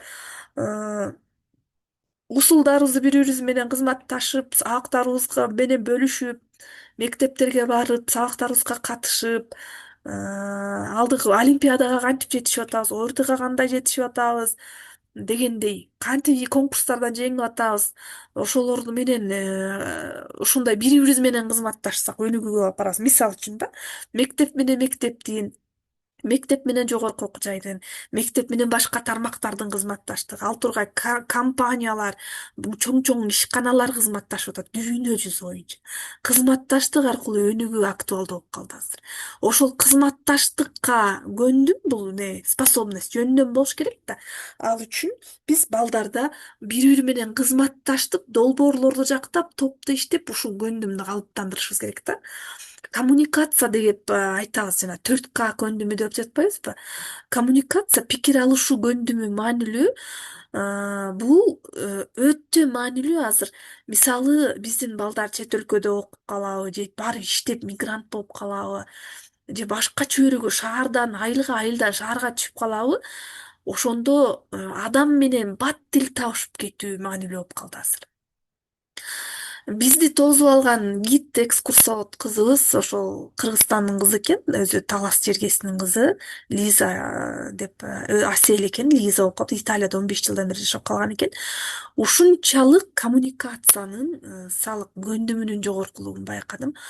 Ар бир адам менен тил табышып, биздин гармонияга, биздин коллеяга түшүп, биздин эмоциябызга, биздин кызыгуубузга бат аралашып кетип, анан бизди коштойт экен да, баардык кызыгуубузду дагы, тилибизди дагы, эмоциябызды дагы коштоп атты да, мынакей коммуникация деген ошол.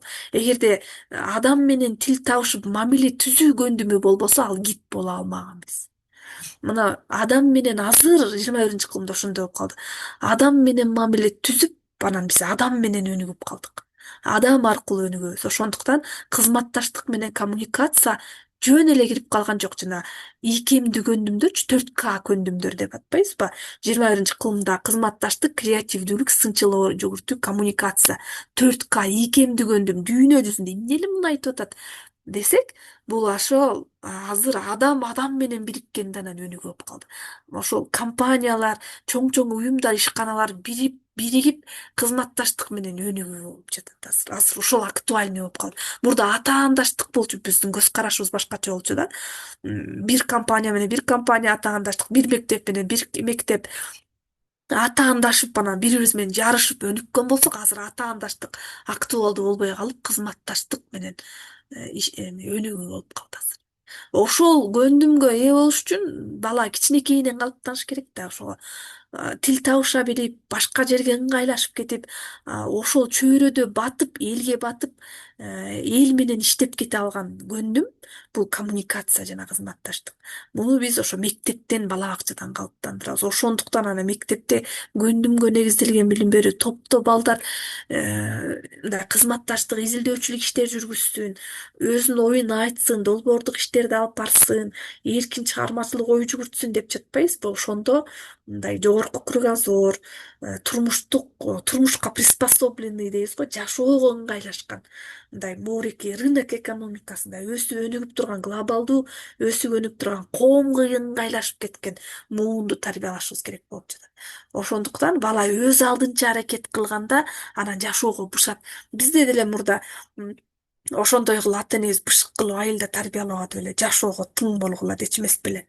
Ошондой эле балдардын ошол азыркы жашоого мындай ыңгайлашып кетиш үчүн мындай акылдуу, анан мындай өзү ойлоп таап, өзү издеп, өзү аракет кылып, эмгек менен жете турган инсанды тарбиялаш керек болуп жатат да. Ошондуктан көндүмгө негизделген билим берүү болуп калган.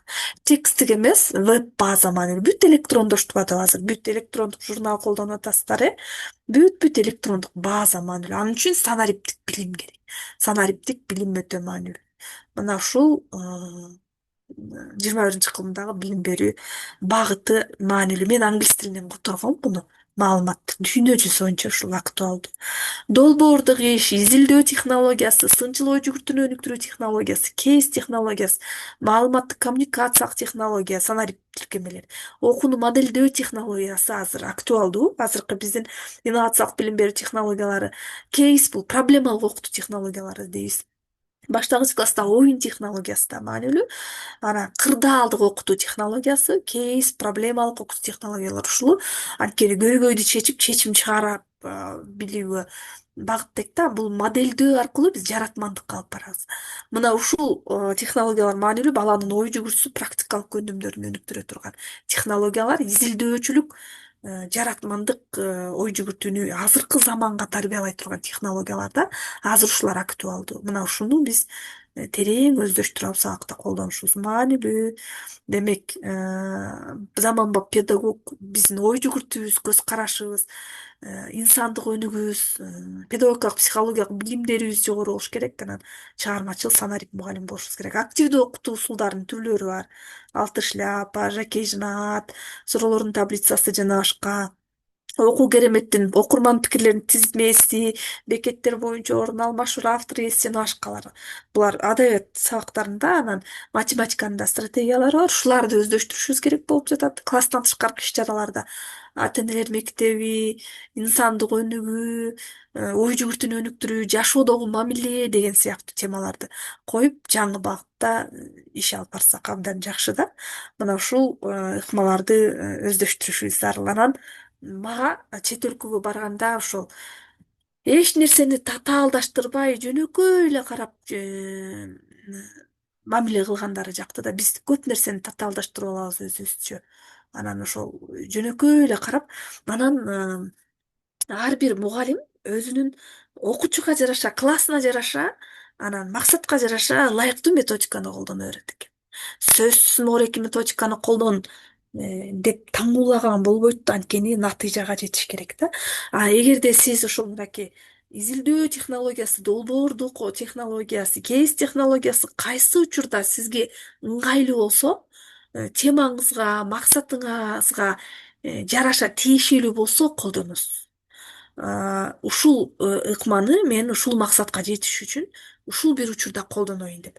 Айрым учурда салттуу эле ыкманы колдоносуз. Салттуу эле балдарды жанагы жекече иштеп, балдарды максатка жетип, натыйжага жетиш үчүнчү ошол мен мага ушул инсайт болду. Ошончо мол технологияны, молну колдонобуз обязательно деп кубаламай жок экен ал жердечи. Анткени натыйжага жетиш, биздин максат натыйжага жетиш. Айрым учурда же көпчүлүк учурда салттуу эле методиканы жана кадимкидей балдар менен иштеген, сиз көнгөн, сизге кандай ыңгайлуу болсо мугалимгечи, ошол маанилүү. Анан жанагы могу жаңы технологияларды да колдонобуз. Кайсы учурда сизге ыңгайлуу, сиз өзүңүз каалагандай тандап аласыз да. Ушул подход керек да негизи мен ушуну колдойм. Анткени мен практик мугалим, азыр практик болбосом деле мурда мугалим болгом, практик. Кружокторду берем азыр делечи. Сиздердин мен азыр мектепте иштесем деле ушулардын дайыма эле могурекини колдонгонго чамабыз да жетпейт. Бирок мындай айрым учурда салттууну окуп, тиешелүү учурда ыңгайлаштырып колдоносуз. Ошон үчүн Исак Бекбоев айтканда, мастер педагог көп инновациялык технологиялардын ичинен көп өзүнө тиешелүүсүн тандап алат деп айткан. Сиз кожоюнсуз сабактын. Ошон үчүн сиз каалаганыңызды ыңгайлаштырып тандап алыңыз. Бирок ушул методикалар бар экен, муну кайсы учурда колдонсо болот экен деп билип алыш биздин милдетибиз. Ушул берген маалыматым. Кандай суроолоруңуздар бар?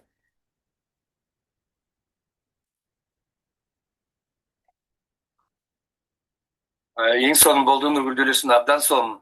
Ушунчалык сонун болду берген маалыматтарыңыз. Анан жана да сиз айтып атпайсызбы, мен ушинтип тиги бакчаларга барып сабак өткөндө жаратылыштын үндөрү, жаратылыштагы үндөр же болбосо чымчыктын сайраганы депчи. Азыр ошондой бир китеп жолукту мага, ушундай А4 форматындагыдай чоң китеп экен. Анын ичинде бардык маалыматтар бар экен да. Мисалы үчүн чымчыктар, үй жаныбарлары же болбосо токойдогу анан ошонун үстүн басып койсоң, мисалы үчүн куштарды эле булбул дегенди бассаң, булбул кантип сайрап атканын ошол жерде угуп турат экен да. Бул дагы бир биздин усулдарыбызда бир сабакта колдонууга эң жакшы жардам болот деп ойлойм да. Ушундай сонун китеп экен. Эгер мүмкүн болсо ошону башталгыч класстардын мугалимдери же бакчадагы тарбиячылар болсо ошондой китептерден таап алса, баягы ичинде бүт сүрөттөр менен ушундай кооз жасалгаланган китеп экен. Абдан сонун китеп экен. Анан ошол эки алып сабакта колдонсо болчу да экен деген ойду айткым келип атат да. Ушундай сонун экен. Чоң рахмат агай. Бул Вальдорф педагогикасы деп биз окуганбыз да тренингден. Анан муну мен бала бакчанын тарбиячыларына өткөн курсумда өтөм дайыма мастер-класс кылып. Андай китеп болбосо деле жана биздин Bloom Library бар го окуу кереметтин. Ошол электрондук китептерди алам да, анан ошону чыгармачылык менен окуп берем. YouTube'дан эле таап алып эле жаныбарлардын үнүн туура берип ошолорду угузуп ошентип окуп берем да чыгармачылык менен. Анан атайын сиз айткандай китептер да бар, аябай сонун даяр да алчы. Ошол китептер болсо сонун.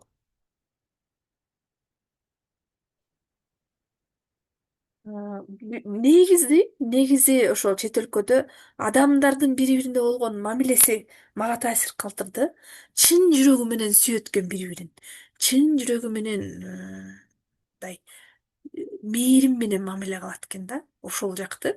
Анан балдардынга дагы балдар чоңдорго ишеними, мээрим кучактап эжегин, директорун кучактап атышат, баягы кучактап сүйүүнү көрдүм, чындыгы сүйүүнү көрдүм да. Анан биз дагы балдарыбызга ошондой чындап сүйүү берсек, окутуу процессин тартиби менен албетте талап кылабыз, жоопкерчилик болот. Бирок сүйүү берсек, бизге ошол сүйүү кайтат да, ачылат бала. Ошону айткым келет. Биз жүрөгүбүздү ачышыбыз керек да. Психологияда да ошондой. Канча биз баланын жүрөгүн ачыш үчүн биз сүйүү беришибиз керек. Бул гумандуу педагогикада да ошондой да. Бул илгертеден айтылып калган. Бул чет өлкөдө эле ушундай деген эмес. Бул адамзат жаралганда эле сүйүү менен жаралганбыз. Ошо биз бул кайдан келип калды жанагы авторитардык мамиле совет мезгилинен деп ойлойм да мен. Ал совет мезгилине чейин деле башка мамлекеттерде деле балким таяк менен чубук менен тарбиялаган мамлекеттер деле бар болсо керек, бирок дүйнө жүзүндө гумандуу мамилени колдойт. Ошондуктан сүйүүнү көрдүм. Биз да балдарды, мугалимдер, тарбиячылар, башталгыч класс мугалимдери аябай балдарыңыздар жакшы көрөсүздөр, аябай жакшы мамиле кылаган сонун ага эжелер бар. Анан ошонсе дагы ошол окутуу процессинде балдарга чоң ишеним менен мээрим төгүп турсак, балдар ачылат дегеним. Ошондой мамиле кылганыбыз да туура болот да. Анан эркиндүүлүк, өзүбүздү рамкага салбашыбыз керек. Биз 4 бурчтук же 3 бурчтук же сүрү болушубуз керек деп эле жашоодо өзүбүздү рамкага сала беребиз да. Анан ошо рамкага салбай, эркин чыгармачылык менен каалагандай сиз методиканы дагы өзүңүзгө ыңгайлаштырып алып колдонсоңуз, салттуу окутууну дагы өзүңүзгө ыңгайлаштырып колдонсоңуз, кайсы учурда ошол жаңы ыкмаларды өзүңүзгө ылайыкташтырып алып колдонсоңуз болот да. Бул эч жактан бери эле бар болчу. Себеби мен өзүм иштеп жүргөндө, мектепте иштеп жүргөндө ошентип өзүмө ылайыктап бурмалап алып колдончумун да. Ошол натыйжа берчү. Сиздин окуучуларыңызга эмне натыйжа берет өзүңүз билесиз да. Ошол натыйжага жетиш үчүн сиз эркин болушуңуз керек да. Сабактын планын жазганда да поурочный планды да моундай формада, моундай тартипте дебей, сиз каалагандай жазышыңыз керек. Негизи кадамдары турса, сиздин ошол жазуу план турса болду да. Анан ушу каалагандай болуш керек да, каалагандай жашашыңыз керек. Адам өзү эркиндикке чыкканда анан өсүп өнүгөт да. Ошон үчүн бала иштеп атканда сабак учурунда баланын эркиндүүлүгү деген маанилүү да. Аркаңды карабай түптүз ручкаңды колуңа түшүрбө, кызылды колдонбой жашылды колдон деген бул эркиндүүлүк эмес да. Ошо эркин чыгармачылык менен өнүгөт. Искусство адамдары, актерлор, акындар, кандай башкача адамдар, алар эркин ой жүгүрткөндө рамкадан чыгып таптакыр башкача адамдар го, өзүнчө адамдан башкача. Ошондо анан чыгармачылык жарала атпайбы аларда? Демек адамдын табиятында биз эркиндүүлүктү каалайт экенбиз жан дүйнөбүз. Ошон үчүн мугалимдер, эжелер, агайлар өзүңүздөрдү кыспаңыздар да. Мага ушундай мурда эле бул ойлочумун. Бирок дагы абдан жакшы түшүнүп келдим, өзүбүздү рамкага салбашыбыз керек. Сизге кандай методика ыңгайлуу, ошондой иштеңиз. Сиз окуучуңуздун кантип натыйжага жетишин сиз эле билесиз. Ошол каалагандай иштеңиз да, каалагандай методикаңызды колдонуңуз. Анан точно могу методиканы постоянно колдонушуңуз керек деп иштесе да иштебесе да өзүңүздү кыйнабашыңыз керек. Балким бир мугалимге жалаң эле салттуу методика натыйжа алып барат да, натыйжага жетесиз. Балдарыңызды ошончо өнүктүрө аласыз. Балким сизде ошол методика иштейт, ошол менен колдоносуз.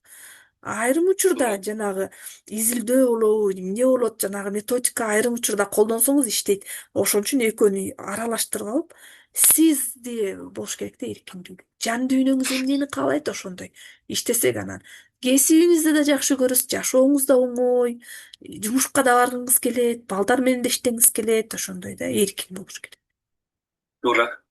Мен дайыма мугалимдериме айтам да, чогуш деген кесиптештериме айтам, сабак бул өзүңдүн чыгармачылыгың. Сабак сен өзүң ошону экен. Мисалы үчүн 8 мугалим отурсак, ошо эжелер бир булочканы жасап атса, 8-өө баары эмеселер бирдей, ингредиенттер бирдей, бирок ошону ар түрдүү жасайт да, ар кимдики ар кандай бышат. Анан там сыяктуу камырды ийлегендей сабакты ийлесеңиз, анан бир натыйжа берет да. Мен дайыма ушуну мисал кылып айтам. Себеби сабак бул деген ар бир мугалимдин өзүнүн чыгармачылыгы. Өзүнүн баягы эмесине жараша, деңгээлине жараша сабак болот да. Ошондой. Туптуура агай, туптуура. Анан сиздерди балдарды сүйүп, баягы айтылганда, жүрөгүмдү балдарга беремин депчи. Бекерин айтылган эмес, ошо жүрөк менен сүйүп, анан балдарды сүйүп туруп иш алып барыш керек да. ооба, туура. Рахмат агай. Кандай суроолор бар дагы сиздерде? Эжекей, сизге рахмат аябай сонун сабак болду. Анан ушу сиз түшүнгөндү, сиз айтканды дагы ушу жанагындай чыгып аткан текшерүүчү эжекей агайларыбыз дагы түшүнүп, ошол текшерүүчү агай эжекелерибизге дагы маалымат жетсе деп тилек кылам. Анан ыраазычылык билдирем ошо. Чоң рахмат. Бул YouTube'да сакталат, бул эркин сабакта, ачык сабак, ошолорду көрүшсө жакшы болмок.